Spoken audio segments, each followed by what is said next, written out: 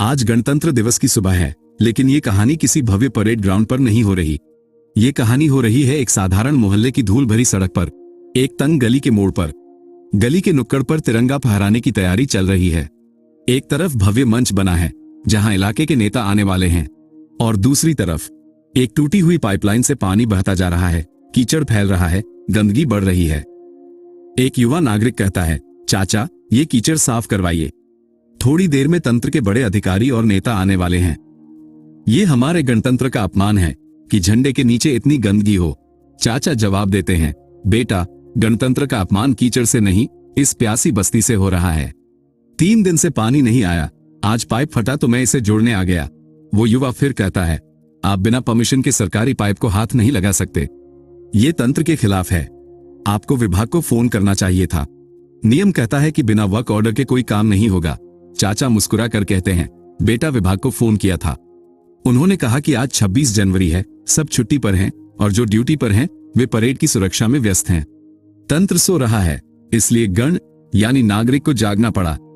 युवा फिर कहता है, लेकिन नियम तो नियम है। अगर हर कोई अपनी मर्जी से काम करने लगेगा तो गणतंत्र खतरे में पड़ जाएगा। अनुशासन ही तो गणतंत्र की नींव है। चाचा हाथ पोंछकर एक सवाल पूछते हैं, एक ऐसा सवाल जो दिमाग हिला देता है। वे पूछते हैं कि एक बात बताओ, तुम गणतंत्र के समर्थक हो या केवल तंत्र के? युवा कहता है, जाहिर है मैं गणतंत्र का समर्थक हूं। मैं चाहता हूं कि सब कुछ कायदे से हो। चाचा कहते हैं, नहीं बेटा, तुम तंत्र के समर्थक हो, क्योंकि तुम्हें कीचड़ से दिक्कत है, उस प्यास से नहीं जिसने इस बूढ़े को पाइप पकड़ने पर मजबूर किया। तुम्हें चिंता है कि सिस्टम खराब दिख रहा है, तुम्हें चिंता नहीं कि सिस्टम काम नहीं कर रहा।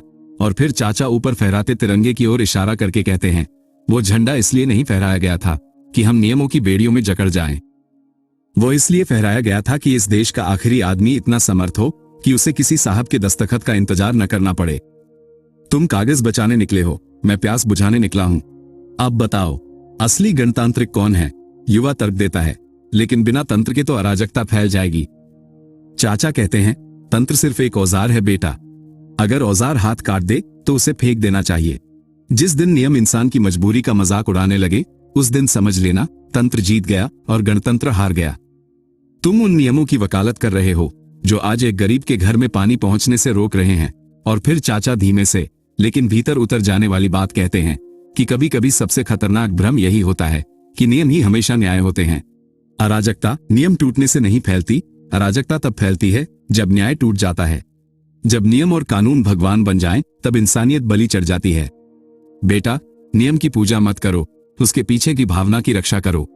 कानून अगर इंसान की आजादी और उसके जायज अधिकारों के लिए बना है, तो वही कानून जब आजादी और अधिकार छीनने लगे तो समझ लेना अब नियम नहीं, इंसान को बचाना जरूरी है।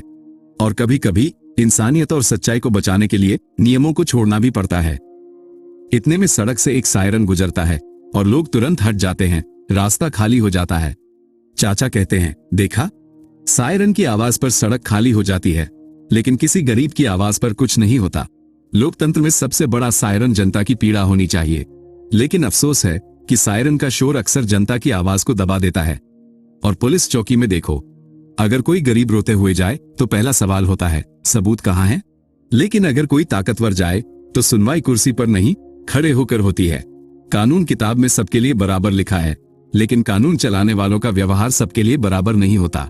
यही फर्क एक राष्ट्र को गणतंत्र भी बनाता है और खोखला भी कर देता है। देशभक्ति का सबसे बड़ा प्रमाण भाषण नहीं, समाधान है। गणतंत्र का सबसे बड़ा अपमान तब होता है जब जरूरत प्रक्रिया में फंसकर मर जाए। अगर जनता प्रक्रिया में उलझ जाए और पीड़ा फाइल बन जाए तो गणतंत्र सिर्फ कागज पर बचता है। अगर सिस्टम संरक्षण छोड़कर नियंत्रण करने लगे तो वो तंत्र नहीं, आतंक बन जाता है। पालन कानून का नहीं बेटा, न्याय का होना चाहिए। कागज, फाइलें और दस्तखत, ये सब सिर्फ प्रक्रिया हैं। असल बात यह है कि जमीन पर सच क्या है और आदमी की हालत क्या है। जब तक आखिरी आदमी बिना डर, बिना रिश्वत, बिना सिफारिश के अपने अधिकार तक पहुंच सके, तभी गणतंत्र जीवित है। अब दूर से मुख्य अतिथि की गाड़ी आने वाली है, फिर वही सायरन, वही चमक और वही मंच पर वही भाषण। युवा अपनी हाथ में पकड़ी नियमों की लिस्ट देखता है और फिर चाचा के कीचड़ में सने हाथों को, और अचानक वो अपनी लिस्ट फाड़ देता है। वो कहता है, चाचा हटिए मत, मैं भी हाथ बटाता हूं। परेड और भाषण होते रहेंगे, तंत्र तो चलता रहेगा। पहले इस गली का गण पानी पिएगा। चाचा हंसकर कहते हैं, आज तुमने सही सलामी दी है बेटा। और अब 3 सवाल आपके सामने हैं। पहला सवाल, क्या हम गणतंत्र दिवस पर सिर्फ व्यवस्था की चमक देखना चाहते हैं या उस व्यवस्था की खामियों को सुधारने का साहस रखते हैं? दूसरा सवाल, आपके लिए गणतंत्र का अर्थ क्या है? नारे लगाती रैलियां और मंच, या गली के नुक्कड़ पर अधिकार के साथ खड़ा एक आम आदमी? गणतंत्र का अर्थ है जनता का तंत्र, लेकिन जनता मालिक तब होती है जब वो मालिक बनने की कीमत समझती है, वरना जनता सिर्फ तालियां होती है जो हर बार किसी नए जादूगर के लिए बजती हैं। तीसरा सवाल, क्या एक अच्छा नागरिक वह है जो चुपचाप गलत नियमों का पालन करता है, या वो जो सही के लिए नियमों को चुनौती देता है? और याद रखिए, एक सच्चा और ईमानदार देशभक्त और नागरिक वो है जो अपने देश को, अपने देश की सरकार और तंत्र से बचाए। और बात रही सरकार और सिस्टम को चुनने की, तो वोट देना लोकतंत्र की शुरुआत है, लोकतंत्र की गारंटी नहीं। क्योंकि कई लोग वोट देने जाते हैं पर अपना विवेक घर छोड़ आते हैं। वोट लोकतंत्र का हस्ताक्षर है, लेकिन लोकतंत्र का चरित्र रोज के निर्णयों से बनता है। वोट एक दिन की जिम्मेदारी है, ईमानदारी हर दिन की। और यही निष्कर्ष है कि गणतंत्र दिवस सिर्फ संविधान का जश्न नहीं है, ये याद दिलाने का दिन है कि तंत्र जनता का नौकर है, मालिक नहीं। तो दोस्तों, अब आखिरी बात, कभी कभी हम खुद को अच्छा नागरिक समझ लेते हैं सिर्फ इसलिए कि हम नियम नहीं तोड़ते। लेकिन असली सवाल यह नहीं है कि आपने नियम तोड़े या नहीं, असली सवाल यह है कि जब किसी के साथ अन्याय हो रहा था और सिस्टम उसे फाइल बना रहा था, तब आप किसके साथ खड़े थे? क्योंकि हो सकता है आप बहुत ईमानदार रहे हों, बहुत अनुशासित रहे हों, लेकिन कहीं ना कहीं आप भी उसी तंत्र का हिस्सा बन गए हों जो किसी की मजबूरी को प्रोसेस कहकर टाल देता है। तो आज अपने आप से एक सवाल पूछिए कि अगर कल आप ही उस गली का आखिरी आदमी बन जाएं और आपके हक को पाने के लिए आपको भी दस्तखत, सिफारिश और इंतजार करना पड़े, तो क्या आप तब भी यही नियम सही मानेंगे? और सबसे गहरा प्रश्न, आप जिस व्यवस्था को बचाने के लिए इतने सख्त हैं, क्या वो व्यवस्था सच में इंसानियत और सच्चाई को बचा रही है या सिर्फ अपने नियमों को? आज तय कीजिए, आप कायदे के साथ खड़े हैं या कायदे के कारण कुचले गए इंसान के साथ। क्योंकि गणतंत्र कागज पर नहीं, आपके भीतर जीवित होता है। तो दोस्तों, इस गणतंत्र दिवस पर मैं आपको सिर्फ शुभकामनाएं नहीं देना चाहता, मैं चाहता हूं कि हम सब अपने भीतर एक जागा हुआ नागरिक भी पैदा करें। आप सभी को गणतंत्र दिवस की ढेर सारी शुभकामनाएं। भारत सिर्फ तिरंगे से नहीं, भारत हमारे साहस से बनता है, सच बोलने के साहस से और गलत को बदलने के साहस से।